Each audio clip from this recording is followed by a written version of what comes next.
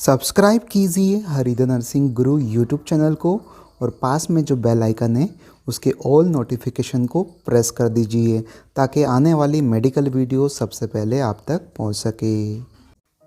Hello friends, welcome back to our YouTube channel. मैं हरिनागर आपका बहुत बहुत स्वागत करता हूं। तो दोस्तों, आज के वीडियो में हम बात करने वाले हैं हाइपरटेंशन के ट्रीटमेंट प्रोटोकॉल्स के बारे में।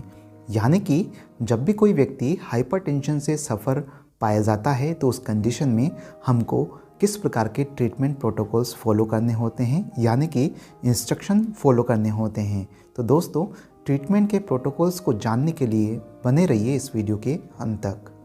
तो दोस्तों, जैसे ही कोई व्यक्ति ब्लड प्रेशर चेक करवाने आता है तो उस कंडीशन में हमको ब्लड प्रेशर चेक करने से पहले कुछ सावधानियां रखनी पड़ती है। जैसे कि सबसे फर्स्ट पॉइंट है, जब भी कोई व्यक्ति आपके पास में ब्लड प्रेशर चेक करवाने आ रहा है तो उससे पूछ लीजिए कि लास्ट 30 मिनट में आपने किसी प्रकार की एक्सरसाइज अथवा स्मोकिंग तो नहीं करी है। अगर करी है तो उसको 30 मिनट के लिए वेट करने के लिए बोलिए, उसी के बाद में उसका ब्लड प्रेशर लीजिए। अगर आप ऐसा नहीं करते हैं तो उस कंडीशन में उसका ब्लड प्रेशर बढ़ा हुआ आएगा। अगर नहीं करी एक्सरसाइज तो आप ब्लड प्रेशर चेक कर सकते हैं। उसके अलावा दूसरा पॉइंट है, पेशेंट को आरामदायक पोजीशन में चेयर के ऊपर बिठा दीजिए और पीछे की तरफ उसको सपोर्ट प्रोवाइड करना चाहिए बैठते वक्त, और साथ ही बैठते वक्त पैरों को आपस में क्रॉस नहीं करना चाहिए। अगर आपस में क्रॉस करके बैठेंगे तो उसका जो ब्लड प्रेशर होगा वो बढ़ा हुआ दिखाई देगा। यानी कि पैरों को बिल्कुल सीधा रखिए और जब भी ब्लड प्रेशर चेक करते हैं तो वहाँ का जो इन्वायरमेंट है शांत होना चाहिए और ना ही पेशेंट को किसी प्रकार की बातचीत उस समय करना चाहिए। और जब भी ब्लड प्रेशर का जो कफ होता है वो अप्लाई करते हैं तो कपड़ों के ऊपर कभी भी ब्लड प्रेशर कफ अप्लाई नहीं करना चाहिए, उससे बढ़ा हुआ ब्लड प्रेशर दिखाई देता है। तो जब भी ब्लड प्रेशर चेक करते हैं तो जिस हाथ से आप ब्लड प्रेशर चेक कर रहे हैं उस हाथ के कपड़े को रिमूव करवा दीजिए।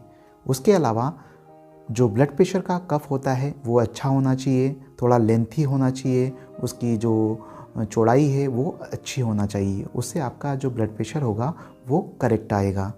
और साथ ही जब भी आप ब्लड प्रेशर चेक करते हैं तो ब्लड प्रेशर को हमेशा 2 बार चेक करिए और जो सबसे कम रीडिंग आती है उसको आप कंसीडर कर सकते हैं, अथवा दोनों ब्लड प्रेशर का आप एवरेज कंसीडर कर सकते हैं।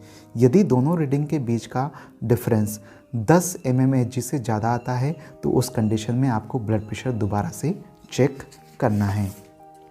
और साथ ही अगर ब्लड प्रेशर नॉर्मल आता है तो कोई प्रॉब्लम नहीं है। अगर ज़्यादा आता है नॉर्मल से, यानी कि प्री हाइपरटेंशन स्टेज में है, यानी कि सिस्टोलिक ब्लड प्रेशर 120 से 139 है और डायस्टोलिक ब्लड प्रेशर 80 से 89 mmHg है, तो उस कंडीशन में इस ब्लड प्रेशर को आप लाइफ स्टाइल मॉडिफिकेशन के द्वारा चेंज कर सकते हैं या कम कर सकते हैं।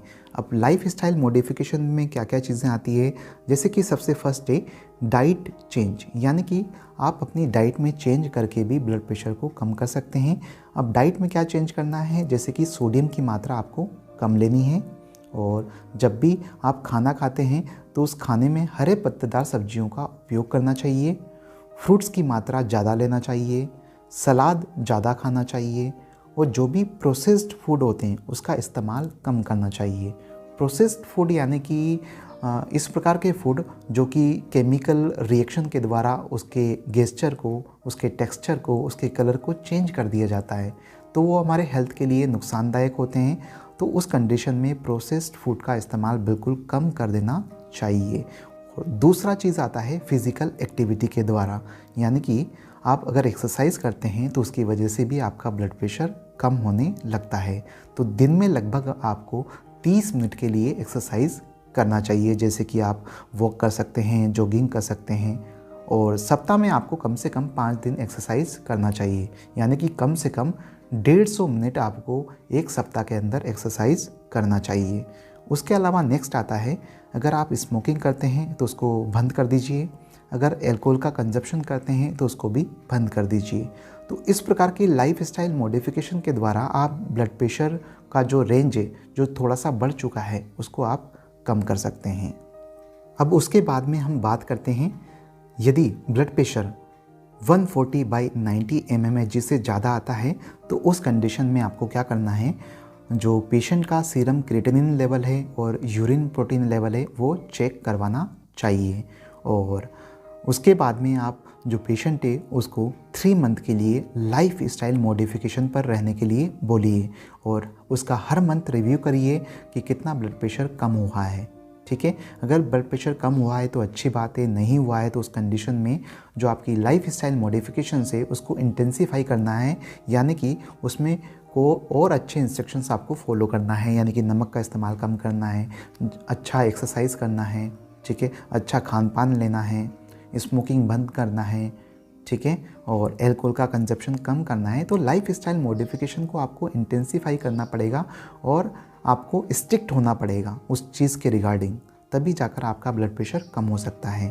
तो 3 मंथ तक आप रिव्यू करिए। अगर 3 मंथ के बाद भी आपका ब्लड प्रेशर कम नहीं होता है तो उस कंडीशन में आपको क्या करना है, मेडिसिन स्टार्ट करनी है। तो सबसे पहले आप क्या स्टार्ट करेंगे, अम्लोडिफिन 5 mg या टेलमिसार्टन 40 mg या क्लोरथिलिडिन 12.5 mg आप इस्तेमाल कर सकते हैं। अगर ब्लड प्रेशर 160/100 से ज़्यादा है तो उस कंडीशन में आपको 2 मेडिसिन एक साथ इस्तेमाल कर सकते हैं, जैसे कि अम्लोडिपिन या एटिनोलोल। और जैसे ही आप ये मेडिसिन स्टार्ट करते हैं तो 1 मंथ के बाद में आप रिव्यू करिए, चेक करिए कि आपका ब्लड प्रेशर कम हुआ या नहीं हुआ है। अगर फिर भी ब्लड प्रेशर आपका बढ़ा हुआ होता है तो उस कंडीशन में आपको क्या करना है, 2 मेडिसिन एक साथ में इस्तेमाल करना है। ठीक है, और उसके बाद में दोबारा से 1 मंथ के बाद में रिव्यू करिए। फिर भी अगर ब्लड प्रेशर बढ़ा हुआ आता है तो आपको एक साथ 3 मेडिसिन का इस्तेमाल करना है। ठीक है, अगर उसके बाद भी आप रिव्यू करते हैं फिर भी ब्लड प्रेशर बढ़ा हुआ आता है तो उस कंडीशन में आपको क्या करना होगा, जो आप मेडिसिन ले रहे हैं उसकी डोज को बढ़ाना होगा। जैसे कि टेलमिसार्टन 40 mg की है तो 80 mg आपको यूज़ करना है। अम्लोडिपिन अगर 5 mg है तो आपको 10 mg यूज़ करना है। उसके बाद में आप दोबारा से 1 महीने के बाद में रिव्यू करी है। अगर फिर भी ब्लड प्रेशर बढ़ा हुआ आता है तो उस कंडीशन में आपको क्या करना है, जो कार्डियक स्पेशलिस्ट होते हैं, फिजिशियन जो होते हैं, उनको रेफ़र कर देना है। क्योंकि अगर फिर भी बढ़ा हुआ होता है ब्लड प्रेशर तो बहुत सारे कॉम्प्लिकेशन क्रिएट हो सकते हैं। ठीक है, तो उसको तुरंत रेफ़र कर दीजिए। और कुछ स्पेसिफिक कंडीशंस होती हैं जिसमें आपको स्पेसिफिक मेडिकेशंस ही यूज़ करना है, गलत मेडिसिन यूज़ नहीं करना है। तो देखिए, सबसे पहले हम बात करेंगे COPD के रिगार्डिंग।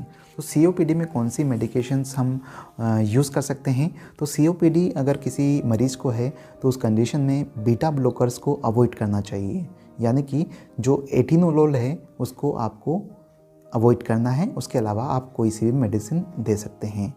यदि पर्सन को हाइपरटेंशन के साथ साथ डायबिटीज़ मेलाइटस भी है तो उस कंडीशन में आपको हाइपरटेंशन के लिए ACE इनहिबिटर्स यूज़ करना चाहिए, यानी कि angiotensinogen converting enzyme inhibitors use करना चाहिए, जैसे कि रेमिप्रिल 2.5 mg में। और अगर किसी को क्रॉनिक किडनी डिजीज़ है तो उस कंडीशन में आपको सबसे पहले ये चीज़ चेक करनी है कि उसका सीरम क्रिएटिनिन लेवल कितना है। अगर उसका 2 mg% से कम है तो उस कंडीशन में आपको ACE इनहिबिटर्स यूज़ करना चाहिए।